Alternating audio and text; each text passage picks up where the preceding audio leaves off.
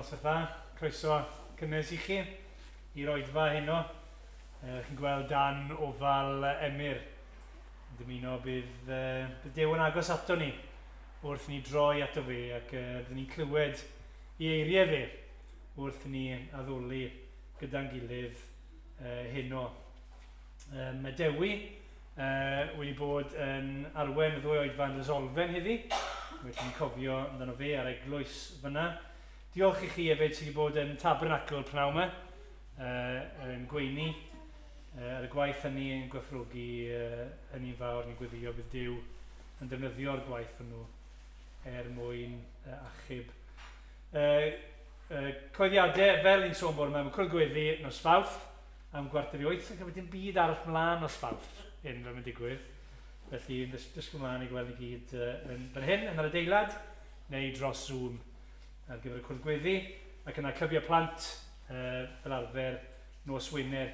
Fel oedd Lois yn sôn bore yma, mae'r Nadolig ar fi'n agosau, yn fach o Lois yn ysbryd Nadolig yn barod yn ei siwmper. Mi'n siŵr allan ni gyd ddechrau gwisgo nhw wrth nesaf ymlaen. Ond mae gwasanaeth wrth nesaf yn y prynhawn am 3 gloch, rhwng 3 a 4 yng Nghastell Coch. Cyfle ni wahodd, ffrindiau I ddod, I glywed yr efengyl, newyddion da am y Nadolig. Ond mae'r oedfa'n gorfod bod yn brydlon yn dechrau am 3 a gorffen yn brydlon am 4. Felly cofiwch bod yna mewn digon amser mwyn bod ni'n cychwyn yn union am 3. Felly bore Sul nesaf os diw e'n mynd, byddwn ni fan hyn, dan ofal Emyr ac yna yn y prynhawn yng Nghastell Coch. Mae'r holl fanylion a mwy yn yr ifyn diweddara Cwmpawd. Diolch i'r rhai sy'n rhoi hwn at ei gilydd. Mae'n edrych yn arbennig am gyfle da I rhoi rhain hefyd I eraill mwyn gwahodd nhw I ddod i'r gwasanaethau Nadolig. Cofiwch yn ei sôn hefyd, mae cyngor fan yr eglwys newydd, ni dim byd wneud yn un ymgyrchol, ond y darllen Nadolig, a mae Wyn Evans yn canu am y côr ysgol, Meilyn Griffith yn canu hefyd, a mae hynny ar y 7fed o'r agfer yn yr eglwys Nghymru, eglwys Santes Fair, am hanner 7 ac mae'n 10 ar gyfer y gyngor honno. Dyna ni o ran y coeddiadau, felly ni ddechrau'r oedfa'n iawn a troi at yr arglwydd mewn gweddi.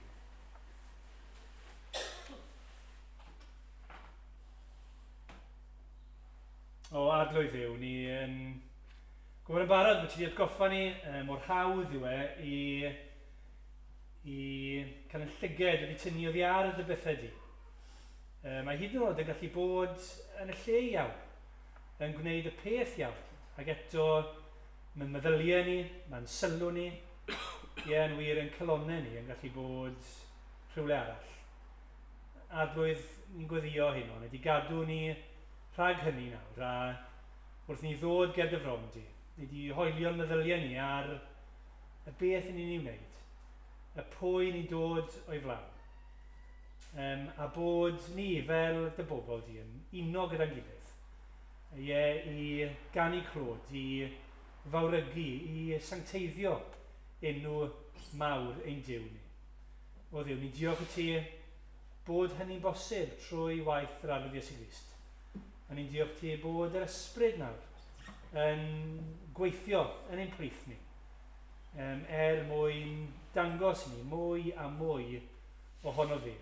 Fel bod ni yn bobl sydd yn cael ein traws newid i fod yn debycach iddo fe.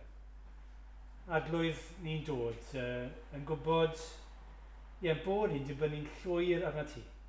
Does dim byd gyda ni gynnig i ti. Does dim byd allan ni wneud yn ein hunain i greu unrhyw beth hyn. Ni'n dod ac yn dibynnu ar dy ras a'r Pregethwr di. Fel ti di wneud yn yr iachawdwriaeth, trwy'n achub ni, trwy waith Crist ar y groes. A ni'n gofyn ti'n wneud nawr i fod ar waith.